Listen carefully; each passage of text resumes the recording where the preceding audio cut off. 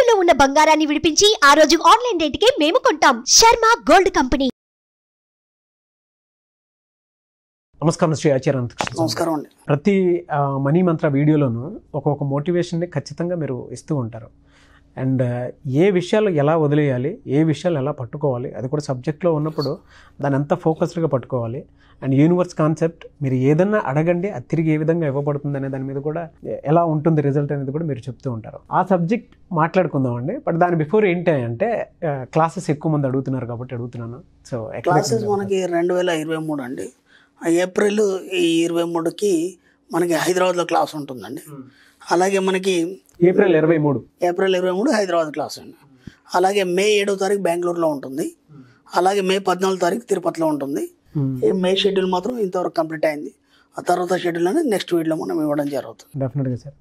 Thank you అండి. Thank you so much Shri Acharya. 488వ money Mantra video. So previous వీడియోలో కూడా మీరు అంటే మన ఆలోచనలో ఎంత బలంగా ఉండాలి, ఎంత ఫోకస్డ్గా తీసుకెళ్ళాలి అనేటువంటి వాటి మీద ఒక నరేషన్ మీరు ఇవ్వటం జరిగింది.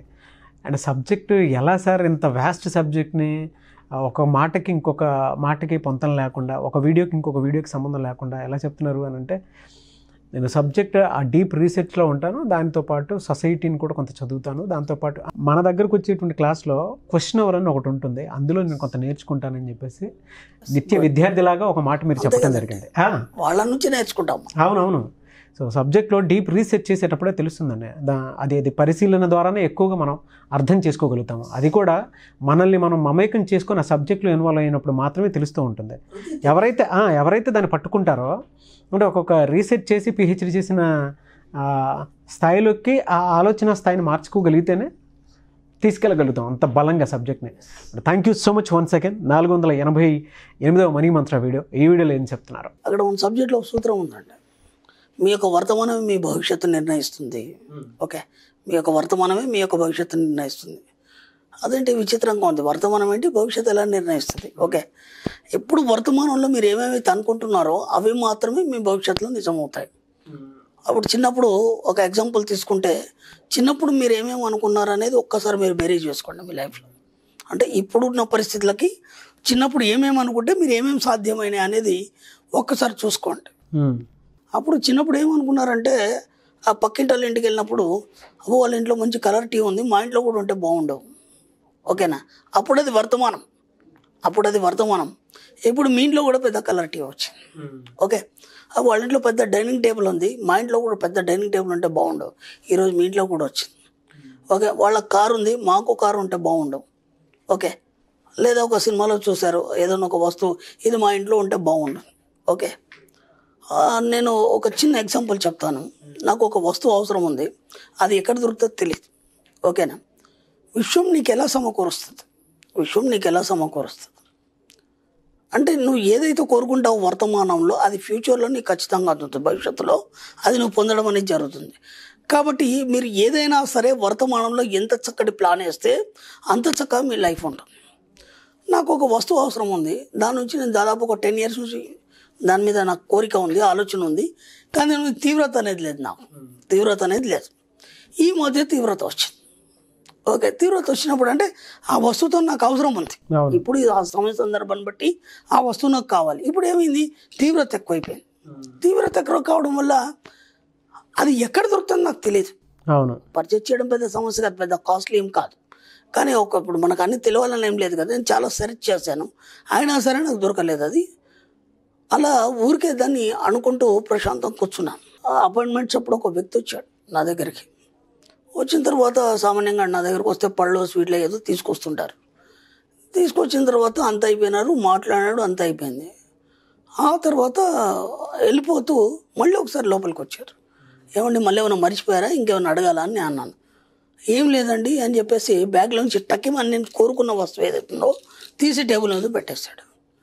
నేను అన్నాను, అసలు ఇది మీకు తేవాలని ఎందుకు ఆలోచన వచ్చింది, ఇది ఎక్కడ దొరికిందంటే అప్పుడు ఏం చెప్పాడు, నేను పలానా టూర్కి వెళ్ళానండి, నాకు ఎందుకో ఇది బాగా నచ్చింది, ఇది గురువుగారికి ఇస్తే బాగుంటుందని చెప్పేసి నేను పట్టుకొచ్చాను. ఓకేనా?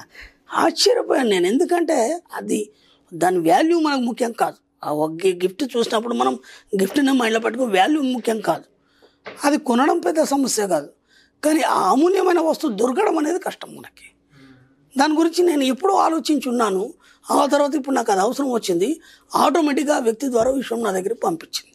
నీ దగ్గరికి ఎలా వస్తుంది అనేది కాదు, నీకు కావాల్సింది నువ్వు కోరుకోవడం మాత్రమే నీ పని. అది ఎలా వస్తుంది నీకు సంబంధం లేదు. అలా మీరు నమ్మండి. నాకు బోలెడు వస్తువులు వచ్చాయి ఇప్పటిదాకా. అంటే ఎవరు తీసుకురావడం కానీ, లేదంటే నేను వెళ్ళిన దగ్గర అది అనుకోకుండా ఆటోమేటిక్గా దొరకడం కానీ. నాకు విచిత్రం ఏంటంటే, మీరు ఎప్పుడైతే ఆ వస్తువుతోనే అనుసంధానం అయినప్పుడు ఆటోమేటిక్గా మీకు స్వప్న దర్శనం కానీ, లేదంటే మీకు ఒక సిక్స్త్ సెన్స్ పవర్ అనేది దాని వైపు లాక్కెళ్తుంది. అలా ఒకసారి ఇలాగే నేను ఒక ఎగ్జిబిషన్కి వెళ్ళాను. ఒక వస్తువు గురించి ఎప్పుడో ఉంచాను, కానీ ఆ ఎగ్జిబిషన్లో ఉంటుందని నాకు తెలియదు. ఓకే.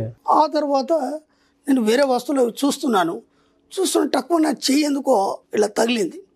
ఏంట్రా అని చూస్తే నేను ఎప్పటి నుంచో కోరిన వస్తువు అక్కడే ఉంది.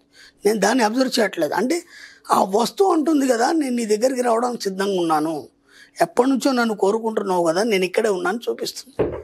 ఇది మౌన భాష అంటారు దీన్ని. అర్థమైందా? కాబట్టి ఈ విశ్వంలో ప్రతి దానితోని నువ్వు అనుసంధానమై ఉన్నావు. కానీ నువ్వు వర్తమానంలో ఏదైతే కోరుకున్నావో అది భవిష్యత్తులో నువ్వు పొందడానికి దాంతో అనుసంధానం అయినప్పుడు ప్రతి వస్తువు, ప్రకృతి అన్నీ నీతో మాట్లాడతాయి.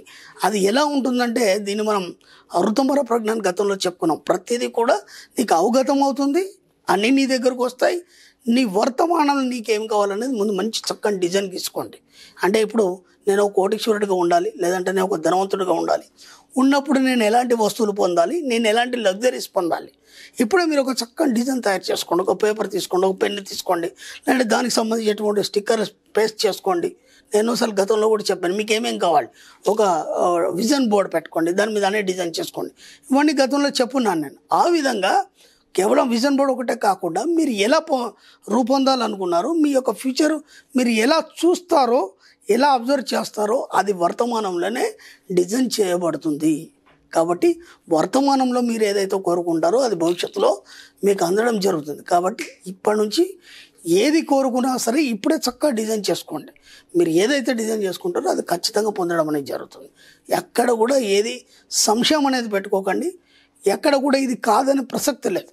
మీరు ఏది కోరుకుంటే అది మీరు వర్తమానంలో భవిష్యత్తులో అది కాగలరు.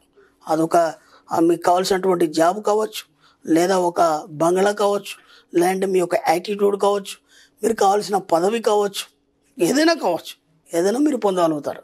కాబట్టి మీ భవిష్యత్తు అనేది వర్తమానంలోనే నిర్ణయించబడుతుంది. ఇప్పుడే మీరు చక్కగా డిజైన్ చేసుకోండి, మీ కోరుకునేది మీరు పొందడం జరుగుతుంది. మనకు బ్లూ ప్రింట్ వస్తుందండి. అంటే మనం ఎప్పుడైతే విజన్ బోర్డ్ పెట్టుకుంటామో బ్లూ ప్రింట్ ఖచ్చితంగా వస్తుంది. చాలా వర్తమానమే మన ఫ్యూచర్ ని డిసైడ్ చేస్తుంది. గ్రేట్ అండి. చాలా మంది విజన్ బోర్డ్స్ పెట్టుకొని ఈరోజు ఆ విజన్ బోర్డ్స్ అన్ని కంప్లీట్ అయిపోయి మళ్ళీ కొత్త విజన్ బోర్డ్ రాసుకొని దానికి కూడా దగ్గర రీచ్ అయిన వాళ్ళు చాలామంది ఉన్నారు.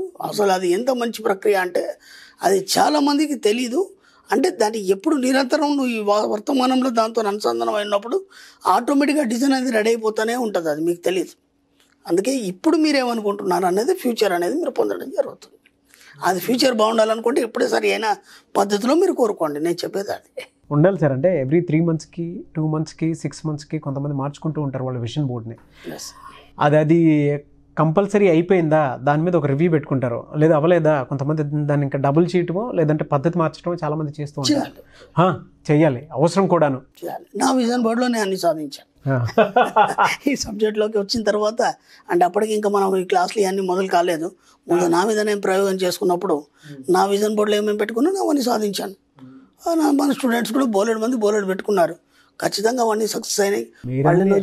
ప్రాక్టికల్ గా మొత్తం మీ మీద రీసెర్చ్ చేసుకున్నారు కాబట్టి అదేనండి. ఆ సబ్జెక్ట్ కూడా అంత అనర్ఘలంగా ఎందుకు వస్తుంది అని అంటే ఆ ఎక్స్పీరియన్స్ అంతా మీరు చూసేసిన తర్వాత, ఆ టేస్ట్ అంతా మీకు అనిపించేసిన తర్వాత, అండ్ క్లాస్లోను దాని తర్వాత బయట అండ్ సబ్జెక్ట్ డీప్గా మీరు వెళ్ళేటప్పుడు అదంతా చూసారు కాబట్టి మీకు క్లారిటీ ఉంది కాబట్టి అంత అనర్ఘలంగా వచ్చేస్తుంది. అది మనం బాగున్నాం, అందరూ మనలాగా బాగుండాలని కోరుకుంటాం. అందరూ సంపాదించాలి, అందరూ ఎంజాయ్ చేయాలి. ఖర్చు పెట్టమని చెప్తున్నాం. మనం హాయిగా సరదాగా ఎంజాయ్ ఉండమని చెప్తున్నాం. ఎక్కడైనా జలసాగా ఉండండి, సరదాగా ఉండండి, ఎంజాయ్ చేయండి, బాగా ఖర్చు పెట్టండి. మీకోసం మీరు కాకపోతే ఇంకెవరి కోసం ఖర్చు పెట్టండి.